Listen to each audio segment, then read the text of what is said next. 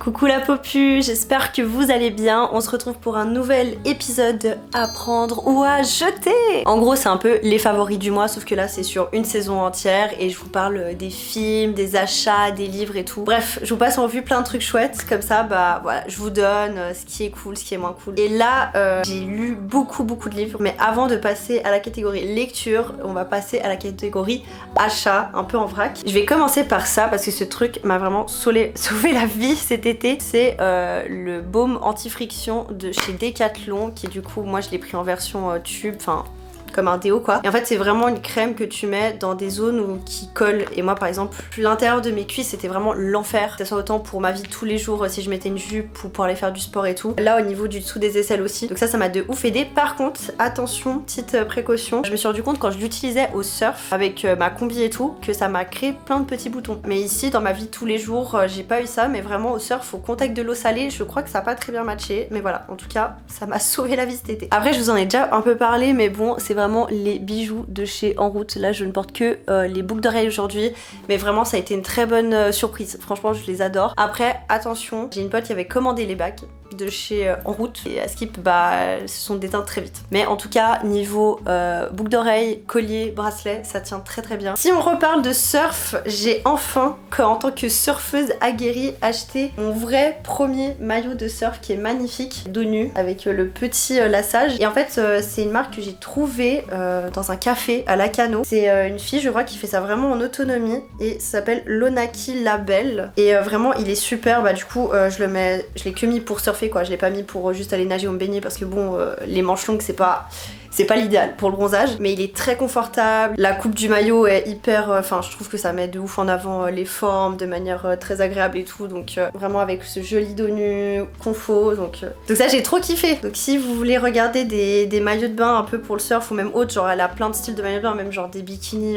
basiques, bah très cool, très cool. Elle a en tout cas un compte Insta, va vérifier sur un site internet. Ensuite c'est pas un achat, même si j'ai payé des cours, mais c'est une activité. Je sais pas si vous savez ce que c'est ça. J'ai commencé le crochet et je suis trop contente. J'ai des petits ateliers de crochet et tout. On a commencé à faire ça s'appelle des Granny Square. Et là maintenant le projet c'est de faire un sac. J'aime trop. J'ai juste pris des couleurs que j'aimais. En fait je me suis rendu compte que ça fait très automne. Ça va très bien avec ma colorimétrie en plus. Donc est-ce que j'ai choisi par rapport à ça? Mais du coup c'est trop bien, j'ai découvert un amour pour le crochet. Je trouve que c'est très thérapeutique et franchement de le faire genre devant une vidéo, devant un podcast et tout, c'est tellement agréable. Du coup bah j'ai hâte de tester, de faire plein d'autres trucs et surtout de finir ce projet. Je pense que quand cette vidéo sortira, ce sera certainement pas fini, mais dès que ce sera fini, je mettrai une photo sur Insta. Mon compte Insta, voilà. Maintenant allons sur le vif du sujet. J'en ai lu des livres, j'en ai lu 6 en un peu moins de 3 mois, donc franchement c'est une très belle performance de ma part. Du coup j'ai plein de trucs chouettes à vous proposer, de plein de styles différents, donc accrochez-vous parce que là c'est votre moment. Si vous voulez commencer la lecture, j'ai plein de trucs différents à vous proposer. Dans quel ordre je vais le faire? Je pense que je vais le faire dans l'ordre chronologique du livre que j'ai fini plus tard ou livre que j'ai fini plus récemment. On va commencer par L'Hôtel des Oiseaux de Joyce Maynard. Moi j'ai lu du coup la traduction française. Pourquoi j'ai acheté ce livre? C'est parce que j'avais expliqué à la bibliothécaire que mon livre préféré c'était Changer l'eau des fleurs. Je lui ai demandé qu'elle me conseille des lectures qui pourraient me plaire. Elle m'a conseillé celle-ci et j'ai adoré. Pour moi c'était la lecture parfaite à lire pendant l'été, mais il n'est pas trop tard, n'hésitez pas. Mais vu qu'on est dans un cadre très idyllique, très paradisiaque, je crois que c'est jamais cité le Péri dedans, mais je pense que ça doit être le Guatemala. J'ai essayé de faire en sorte de noter ce que j'ai apprécié du livre pour pas oublier et être en mode ah comment je vous résume la situation. En gros, on comprend dès le début du livre que la fille qu'on suit, qui s'appelle Joanne, qui va devoir d'ailleurs changer de prénom et s'appeler Amelia, elle vit un drame. On le sait assez vite au début de l'histoire et en ayant vécu ce drame, en fait, elle se décide à complètement quitter tout ce qu'elle a construit dans sa ville aux États-Unis et elle part dans cette idylle entre guillemets, une ville vraiment qu'elle tombe dessus, mais je veux dire complètement par hasard. C'était pas une quête d'aller précisément à l'endroit où elle a atterri et elle fait plein de rencontres. Et moi ce que j'ai beaucoup aimé, et ils le disent beaucoup dans le livre,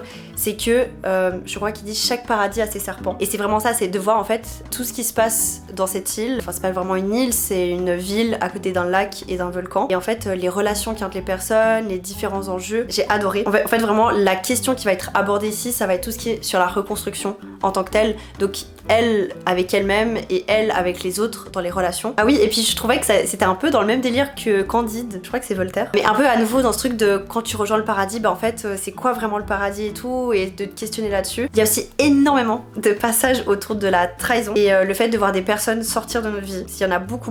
Dans ce livre, on est vraiment sur un continuum. En fait, c'est pour différentes raisons que les gens vont partir de la vie du coup d'Amélia, mais du coup il y a plein d'autres thématiques qui se tissent, c'est hyper intéressant, et c'est beau parce que vraiment c'est un livre qui dure sur des années. Genre je pense que vraiment l'histoire on la suit sur 20 à 40 ans. Le temps il passe dans le livre, mais on le sent pas vraiment qu'il passe. C'est très bizarre parce que c'est vraiment, on se perd un peu dans cette idylle. Le temps il plane, on comprend qu'en fait il y a des années qui sont passées, mais dans la lecture tu comprends pas trop et tout. En fait c'est comme si les choses étaient floues en pause, et je trouve que ça va tellement bien avec l'ambiance de la reconstruction, donc c'était tellement bien fait ça. Ensuite je vous ai noté les thèmes principaux. J'ai écrit qu'il y avait la nature et surtout tous les enjeux autour du lac, du volcan et du jardin. C'est pour ça que je vous ai fait la petite ref à Candide. Il y a aussi l'écologie, le deuil, les relations, que ce soit avec la famille ou les amis, la cohabitation entre les gringos et les indigènes comme ils le disent, donc vraiment fait tout ce côté un peu je vais y arriver, colonialisme, tourisme de masse. Et ensuite à la fin du livre il y a quand même un gros plot twist. Je crois que j'ai noté par rapport à un truc précis. Ah oui, pardon, je viens de me rappeler du plot twist. Oui, en fait je pensais à un truc, non, il y a vraiment un énorme plot twist à la fin. En vrai je m'y attendais pas du tout. Bref, c'est un livre si vous voulez un peu planer tout ce qui est sujet de la reconstruction, du lien aux autres, de commencer tout depuis zéro. C'est exceptionnel. Vraiment je l'ai adoré. Je peux que vous le conseiller du coup, L'Hôtel des Oiseaux. Le deuxième que je me suis fait, c'est En attendant Bojangles d'Olivier Bourdeau. J'ai lu ce livre parce que c'est une de mes très bonnes copines, Armel, bisous si tu passes par là, qui me l'a conseillé, qui l'avait adoré. J'ai aussi pris des notes parce que celui-ci aussi ça fait un moment du coup que je l'ai lu. Enfin du coup j'ai lu trop de livres entre temps, donc excusez-moi, je suis un peu bossy girl. Ce que je trouve vraiment l'atout de ce livre, surtout si c'est un livre assez petit, ce qui se lit très rapidement, c'est la poésie. C'est écrit d'une manière mais tellement belle, c'est vraiment en fait c'est de la prose en fait sur tout le livre, c'est tout rime, il y a des allitérations, il y a des assonances et tout, c'est tellement beau, surtout qu'en fait il y a des passages écrits par le fils et des passages écrits par le père, mais les passages écrits par le père, la lecture c'est beau, on dirait vraiment que c'est, alors déjà tu lis même pas à haute voix mais t'entends les trucs et c'est magnifiquement bien écrit. Ça par contre c'est une prouesse technique au niveau de toutes les rimes etc, et même au niveau de ce qui est dit, c'est pas juste beau à entendre dans le son mais aussi dans ce qui est dit. De quoi ça parle En attendant Bojangles, au-delà du fait que l'écriture est sublime, on va vraiment suivre la perspective du point de vue, surtout du fils, et par rapport à la relation qu'il va avec ses parents, que ce soit avec son père ou sa mère. Et ensuite on va aussi avoir une partie de l'histoire qui va être développée entre la relation entre le père et la mère, mais du point de vue du père. Il y a un truc un peu bizarre avec ce livre, c'est qu'on sait jamais si on est dans le rêve ou dans la réalité. C'est une autre façon, c'est pas planer de la même manière que ça, parce que ça on comprend qu'on est dans la réalité, mais on n'arrive pas à cerner à quel point le temps il passe ou pas. Là on est vraiment dans un truc où on se dit, mais vu que c'est un enfant qui parle, c'est difficile de comprendre est-ce que c'est des choses qui sortent de son imagination ou ça se passe vraiment. Donc il y a un peu tous ces sujets genre de la folie, de la créativité, de l'imaginaire, et en fait ils le disent même dès le début. Il y a un petit texte là, ceci est mon histoire vraie avec des mensonges à l'endroit, à l'envers, parce que la vie c'est souvent comme ça. Et c'est vraiment ça en fait, à chaque fois tu te dis mais je comprends pas, est-ce que c'est dans la tête de l'enfant qui est en train d'écrire ou est-ce que c'est vraiment en train de se passer ce qu'il est en train de dire. Et aussi dans la parole de l'enfant il y a beaucoup d'innocence, c'est hyper agréable parce qu'en fait il y a des choses où tu dis il comprend pas trop ce qu'il est en train de lui dire. Par exemple en fait il parlait du fait qu'il disait toujours à sa maîtresse quand les élèves se comportaient mal, et à un moment la maîtresse lui a dit en mode vous seriez comment en 39, et il a dit mais je comprends pas parce que moi je chose pas du 39 donc j'ai pas trop compris sa remarque. Et du coup après il dit je crois que ma prof est devenue cinglée de me parler de peinture de chaussures parce que ça se voit très bien que je fais pas du 39. Bref, du coup il y a des petits trucs un peu comiques où nous avec nos yeux d'adultes on comprend ce que les adultes sont en train de dire mais que l'enfant comprend pas trop. Je trouve vraiment une des grosses thématiques du livre c'est en fait à quel point quand tu sors des normes, qu'est-ce qui se passe autour de toi, et c'était très intéressant. J'ai regardé aussi le film et ça j'en parlerai à la partie des films parce qu'il y a des choses à dire. Troisième livre, et cette fois-ci c'est un livre anglais. Je n'ai pas lu de traduction, je l'ai lu en anglais et je l'ai lu super vite. Enfin, j'ai lu avec beaucoup d'aisance, donc c'est un livre que je vous conseille si vous voulez tenter de lire du non traduit mais que ça soit agréable. Là, on va être du coup sur le livre Everything I Know About Love de Dolly Alderton, on est sur une autobiographie. C'est pas une autobiographie en mode moi je suis née à tel âge, j'ai fait ça de ma vie, j'ai fait ça. C'est vraiment une autobiographie par rapport aux expériences qu'on vit, enfin du coup que Dolly Alderton a vécu autour du dating, des relations, du rapport aux hommes, du rapport à son corps, des amitiés, des premières fêtes, de son rapport à l'alcool, à la drogue, etc. Et c'est un livre, au début quand j'ai commencé à le lire, je me suis dit oh là là, je vais pas du tout aimer, parce qu'en fait il est vraiment construit de manière chronologique, ça veut dire qu'à un moment on va vraiment se centrer sur ses 12 à 19 ans, ensuite on va aller de 19 à 21, 21 à 25, 25 à 27, 27 à 30, et vraiment les premiers chapitres, en fait elle introduit vraiment en fait le début de tout, le début des dating, les premières soirées et tout, et j'étais en mode oh ah mais si c'est comme ça tout le livre, vraiment je me suis même demandé à un moment si ça allait pas être un livre que j'allais pas finir, alors que généralement j'ai fini tout. Du coup les 50 premières pages j'étais un peu en mode oh, ça me gonfle, et puis surtout il y a des rêves, bah si t'as pas grandi au Royaume-Uni c'est difficile pour toi de projeter parce que ça sort trop de toi ce que t'as vécu, et après en fait dès qu'on arrive à tout ce qui est 21 ans et tout, là j'ai commencé direct à accrocher, d'ailleurs je crois que ça se voit. Généralement, regardez, je fais un petit pli quand il y a des passages que j'aime, bah là vous voyez ça c'est la partie où je me suis dit mais pourquoi je lis ça, et là vous voyez là il y a le moment où je me suis dit ok là c'est vraiment cool. Bref c'est hyper prenant, et il y a plein de trucs où tu te dis bah j'ai l'impression qu'en tout cas en tant que femme en ayant lu ce livre je me suis dit purée ça me rappelle des choses. Par exemple il y a un des chapitres qui m'a le plus marqué, c'est quand elle va parler du fait qu'elle a développé des TCA, donc des troubles du comportement alimentaire, après sa rupture avec sa première grosse relation amoureuse, et que bah en fait elle s'affamait complètement, qu'elle en parlait à personne, et que bah en fait les gens vu qu'elle maigrissait ils faisaient beaucoup de remarques positives, de compliments sur le fait que oh mais t'es trop belle et tout machin. Enfin je vous apprends rien du fait que le culte de la minceur, et que plus t'es mince plus tu vas recevoir de compliments sur à quel point t'es belle esthétiquement, alors que bon voilà. Et notamment le passage où du coup elle revient récupérer ses affaires chez son ex. Ah oui parce que j'ai oublié de préciser, je vous spoil juste cette partie, parce que son ex lui a dit qu'il ne voulait plus être avec elle parce qu'il la trouvait plus désirable, et en fait bah quand elle est revenue elle avait perdu énormément de kilos parce qu'il y a tous ces troubles qui se sont développés, et qu'il lui a dit ah you look really pretty ou je sais pas quoi. Et cette thématique bah, du trouble des comportements alimentaires, on le voit quand même qui apparaît très souvent, et à quel point ça a eu de l'impact dans sa vie, et qu'elle a dû tout se reconstruire sur son rapport à la nourriture, son rapport à son corps, et ça m'a touchée. Et en fait il y avait plein de moments comme ça où je me dis oh il y a des trucs je me comprends là-dedans, où je me dis ah ça me fait penser à cette histoire qu'une copine a vécue ou machin. Et en fait c'est vraiment je trouve un livre qui fait un câlin de sororité, où on se dit ah c'est trop bien de voir une femme qui parle de tout ça de manière sans tabou, et de voir les évolutions et de se dire c'est trop bien, genre enfin je saurais pas comment dire, mais c'était une énergie féminine qui m'a fait du bien. Quand je disais j'étais en mode j'ai l'impression que j'étais en train de lire le journal intime d'une copine mais qu'elle m'avait laissé le lire, vous voyez. Et bref, et je vous en ai déjà parlé dans une vidéo, mais par exemple il y avait un passage avec le suivi thérapeutique et tout ce truc en mode un suivi thérapeutique faut que ça soit au-delà de comme quand tu passes le permis, bah faut pas rester sur la théorie, à un moment faut y aller, et il y a énormément de sujets abordés, et je pense bah en fait le fait que ça soit barré parties, dates, friends, jobs, life, bah c'est aussi pour mettre en avant les autres thématiques au-delà de juste l'amour. Je vous laisserai comprendre quel est l'amour en fait le plus important dans la vie, parce que c'est l'amour d'un partenaire. Bon, lisez et vous saurez, mais pour moi je ne peux que vous le conseiller. Tenez bon si vous n'appréciez pas les premières pages, les suivantes seront bien meilleures. On sort complètement de la DA, maintenant on va partir sur un livre de sociaux qui est Ascendant Beauf de Rose Lamy. Rose Lamy c'est une, je sais pas comment on pourrait la nommer, autrice, sociologue, instagrammeuse, parce qu'elle a commencé sur les réseaux, que j'adore. Il y a enfin c'est pas son premier livre, son deuxième livre, mais le premier livre que j'ai lu qui s'appelle En bon père de famille, que j'ai adoré. Le sujet principal qui va être développé sur ce livre, ça va être tout ce qui est le mépris des classes populaires, et aussi j'ai beaucoup aimé tout ce comment au niveau du prisme politique, bah avant bah la gauche servait à la classe populaire, et de plus en plus bah en fait la gauche méprise la classe populaire, et c'est pour ça que la classe populaire va plutôt se tourner vers des mouvements qui vont être de droite voire d'extrême droite, et qui vont pas du tout les aider, en fait les avantager. Une des thématiques c'est typiquement bah en fait comment la gauche et la classe populaire ne se comprennent plus, et en fait qu'est-ce qui s'est passé entre le dialogue des deux. En fait elle parle de tout ça parce qu'elle-même faisait partie entre guillemets d'une beauf, elle se qualifiait en tant que beauf parce qu'elle faisait typiquement partie de la diagonale du vide, ou à nouveau des zones où on se sent un peu méprisé, et par exemple comment elle a galéré avec les jobs etc, comment après tu te sens pas à ta place, t'as l'impression que les gens te jugeraient s'ils savaient vraiment ce que tu faisais, s'ils savaient vraiment entre guillemets toutes tes bagages socio-culturels qu'il y avait derrière. Elle va aussi aborder tout ce qui est gentrification. Et son dernier chapitre, ou avant-dernier, ça va traiter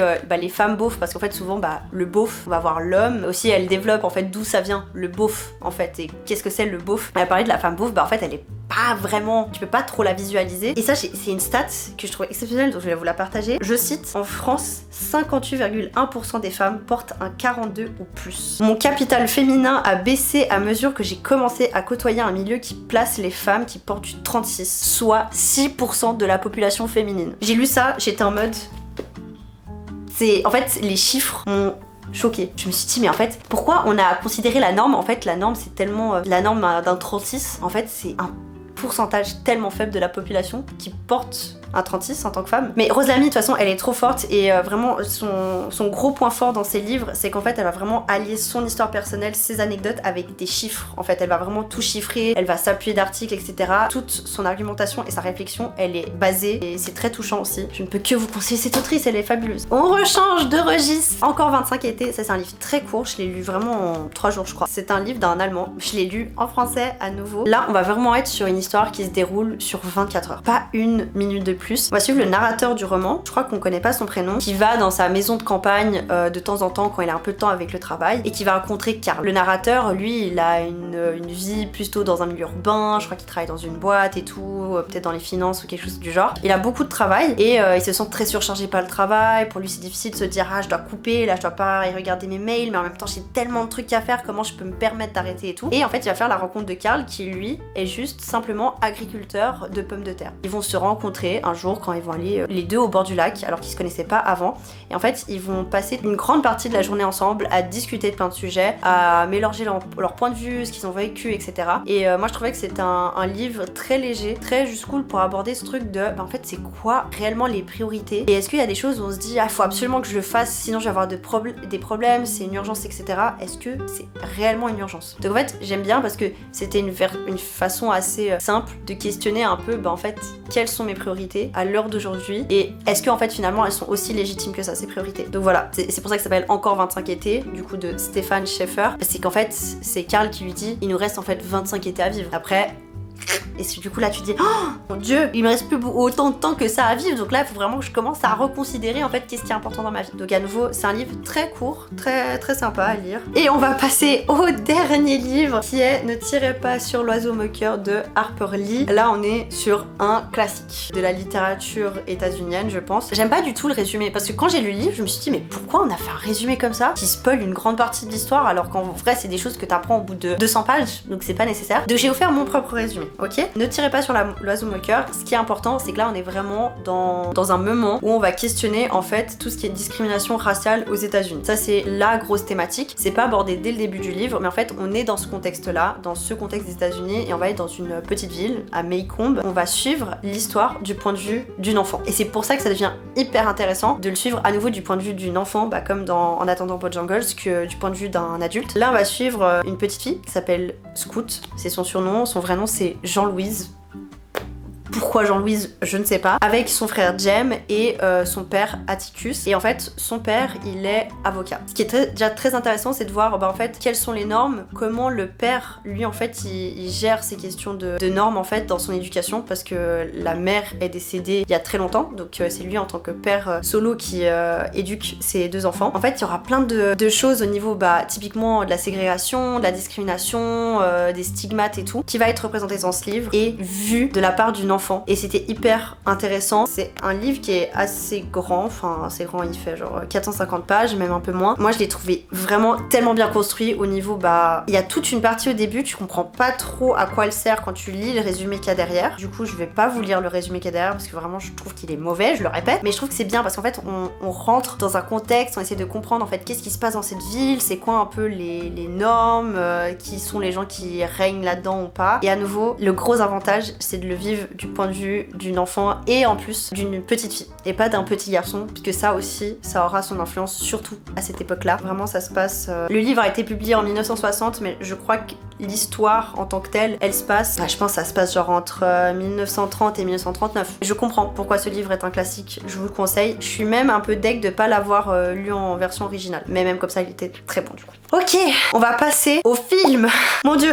Bon, je savais que le centre de ma vidéo allait être les livres, donc les films je vais essayer d'y aller plus rapidement. Je vais me mettre là, comme ça vous avez les super affiches. Le premier film que j'ai lu, pas du tout, que du coup j'ai vu cet été, c'était The Materialist. Là on va suivre l'histoire de Lucy qui travaille dans une agence matrimoniale et en fait je trouve que c'est un film qui dénonce aussi beaucoup le dating et en fait le fait qu'on va vouloir avoir des critères qui sont très superficiels et pas du tout des critères en fait pour trouver quelqu'un pour la vie. Moi ce que j'ai beaucoup aimé dans ce film, c'est les couleurs, le cadrage, l'esthétisme. Vraiment, les plans sont magnifiques, les choix de couleurs, enfin, tout est... Ça se sent que c'est choisi quand même, quand il y a des gros contrastes chaud-froid avec une grosse robe bleue, mais tout d'un coup dans un fond très chaud. C'est très beau, c'est des plans très symétriques parfois. Au niveau de l'image, mais vraiment, rien à dire, moi j'ai adoré. Après là j'ai écrit, vu que à nouveau le film j'ai regardé un moment, j'ai dit cool mais dommage que ça soit encore une histoire où le perso principal est dans des enjeux relationnels avec les hommes. À nouveau une histoire où en fait on va suivre une femme qui au début de l'histoire elle a d'être plutôt businesswoman, c'est moi qui gère les relations des autres et au final elle-même elle est dans un triangle amoureux donc moi j'étais en mode c'est sympa mais ça aurait été intéressant de que ce soit une femme aussi en contact d'autres femmes, enfin pas forcément dans ce truc à nouveau de triangle amoureux entre deux hommes. Et j'ai aussi noté qu'il y avait des facilités scénaristiques à certains moments mais je serais même pas capable de vous dire c'était quoi. Finalement il y a un truc quand même assez clair hein, c'est que le film je m'en rappelle pas trop de tout. Je me rappelle des images parce que c'était très belle mais au niveau du scénario je me rappelle pas de beaucoup donc c'est vraiment je pense ça va, c'est un film genre tu te dis c'est ok tiers, genre il est pas spectaculaire, il est pas mauvais, il est vraiment dans la norme. Et j'ai pas encore vu le premier film de cette réalisatrice, enfin je crois que ça s'appelle Afterlives ou un truc du genre, qui avait par contre été beaucoup plus apprécié que Materialist. J'espère que je vais motiver à le voir bientôt. Comme ça je vois un peu plus parce qu'il y avait plein de gens qui étaient déçus, ils se sont fait mais elle a fait ça et là elle est tombée là-dedans. Pourquoi? Est-ce qu'il y a des histoires de financement? Mais bon, ne parlons pas de ça. Ensuite, ça par contre je suis très contente d'en parler, j'ai regardé En première ligne, c'est un film suisse. Super purée, c'est rare qu'il y en ait. Où là on va suivre une infirmière pendant tout son tour de garde. Et je trouve que c'était super bien. Bon déjà c'était très agréable de juste se dire je vois un film suisse. C'est très rare quand même qu'un film suisse marche aussi bien. Et c'était très important je trouvais tout le développement autour d'en fait c'est quoi être une infirmière et quelles sont les tensions, les relations avec les patients, en fait se dire mais en fait c'est quoi ce flux tendu qu'il y a toujours. J'en ai parlé avec des amies qui sont infirmières parce qu'elles m'ont vraiment expliqué que typiquement le fait d'être toujours à devoir tourner de tous les côtés, de se sentir en manque d'effectifs et tout, c'est une réalité du terrain, mais que y avait des trucs où un des retours que j'avais eu c'est l'infirmière qui joue le personnage principal. En gros elle aurait pu être plus affirmée dans ses idées et dans sa posture avec les patients et que ça du coup ça faisait un peu plus victime qui était pas nécessaire. Après j'ai trouvé génial, il y avait un message à la fin du film qui disait en fait qui parlait des pénuries des infirmières et que là ça c'est fou, 36% des infirmières qui changent de profession après 4 ans d'exercice, c'est gigantesque, plus d'un tiers. Et bref je trouvais que c'était un film qui était très bien amené surtout à cette période là et j'ai l'impression que ça soit en Suisse ou dans d'autres endroits il y a vraiment un gros problème au niveau hospitalier, il n'y a pas assez de financement, il n'y a pas assez de personnes qui peuvent en fait travailler sur place et en fait je trouvais que c'était bien d'avoir comme ça un film où on suit une infirmière sur un flux tendu comme dans la réalité. Souvent les films autour des hôpitaux ils vont se tourner autour des docteurs, des chirurgiens mais c'est rare qu'on suive les infirmiers et les infirmières donc c'est super. Vive la culture suisse. Ensuite, je vous en ai parlé, en attendant Bojangles, je vais être très claire, il était nul. C'est rare que je sois aussi tranchée sur des films, mais celui-ci était nul. Vraiment, mais nul. Et déjà, tout le principe du livre, c'est d'avoir ce côté, tu sais pas si c'est la réalité ou pas, tu suis tout du point de vue de l'enfant. En fait, l'enfant dans le livre, il est presque invisible, il est inintéressant. L'histoire est beaucoup plus centrée du point de vue, je trouve, des parents. Et en fait, en même temps, c'était un pari difficile de faire passer un livre où du coup, comme c'est des écrits, tu sais jamais si c'est la réalité ou pas, à un film où tu vois des images, c'est difficile l'immersion, mais je trouve vraiment... Et vraiment, j'ai regardé, j'ai fait, mais c'est pas possible. Ils sont partis du même livre pour faire ça. C'était d'une déception. Mais d'une déception. Il y a même pas besoin de le regarder, même si j'avais lu le livre. Pas besoin. Ensuite, récemment, très récemment, j'ai vu le film Sorry Baby. En fait, on est un peu dans le même mood que ce livre, mais on va à nouveau parler de reconstruction où la personnage principale, j'ai plus le nom, Agnès, je crois qu'elle s'appelle comme ça, elle vit quelque chose d'assez traumatisant. Non, elle vit quelque chose de traumatisant et en fait, on va suivre un peu ces étapes de la reconstruction, de les personnes autour, comment elles réagissent. Et à nouveau, il y a un côté très sororité et soutien aussi entre femmes. C'était très beau, je trouvais que c'était simplement efficace. Je sais pas comment vous dire, c'est vraiment, t'étais immergé dans le truc, il y avait pas trop de choses superficielles pour embellir la situation, c'était brut, mais c'était beau comment c'était brut. Et même au niveau de la réalisation, par exemple au niveau de ce qui s'est passé de traumatisant, il y a rien qui est vu, tout est laissé à comprendre et on comprend très vite ce qui se passe. Et c'était très beau, je vous le conseille, j'ai galéré à le trouver honnêtement. Même en salle, je crois qu'il a pas trop été mis, alors que franchement c'est un film qui était super cool. Je peux que vous le conseiller. Le dernier film, c'est Lou, journal infime. Ça faisait un moment que je voulais le regarder, je l'ai enfin vu ce film. Si vous aimez Lou, vous allez forcément aimer. Franchement, ça se voit que c'est Julien Nil, du coup le créateur de Lou, qui aussi a réalisé le film. On est complètement dans la même DA et les décors sont sublimes. Ça franchement, c'était le gros point pour moi positif de ce film. Et puis on est vraiment... pour moi, il n'y a pas de découverte parce que je lis les BD, donc on est vraiment sur exactement la même vibe que les BD mais en film et c'était très cool. Après je pense que c'est un film qui est plus quand même fait pour une population plus jeune, mais moi j'ai aimé parce que j'adore Lou, donc j'ai apprécié aussi. Niveau série, j'en ai regardé qu'une seule. J'ai regardé Squid Game 3, on en a déjà parlé de la saison 2 là ensemble. Merci, parce que après la déception que c'était la dernière, au moins là c'était une bonne saison. Mon avis à chaud, c'est qu'il y avait 3 jeux, je trouvais le cache-cache un peu longuet. J'ai beaucoup aimé tout ce qui est autour, j'ai spoilé, autour du bébé. J'ai bien aimé le développement des personnages, bien mieux du coup que la saison 2. L'intrigue entre les deux frères, bof, on aurait pu passer à la trappe Et j'ai adoré ça par contre sur le truc du coup du vote, le paradoxe en mode de la démocratie, mais en fait le fait d'avoir la majorité des voix, c'est pas forcément faire le meilleur choix. Et ce truc en mode très on vote mais personne ne veut se salir les mains, surtout du coup des hommes de classe aisée à la base, je trouvais que c'était tellement bien mis en avant en fait. On sent que le réalisateur déteste le capitalisme, il y a pas de doute là-dessus, et comment c'était mis en avant vraiment cet enjeu en mode on vote, maintenant faut faire le truc mais nous on veut pas salir les mains, quelqu'un doit sacrifier pour salir les mains, ok, parce que nous on est trop bien pour ça, mais on a voté, c'est la démocratie, et donc le fait d'être en majorité ne signifie pas nécessairement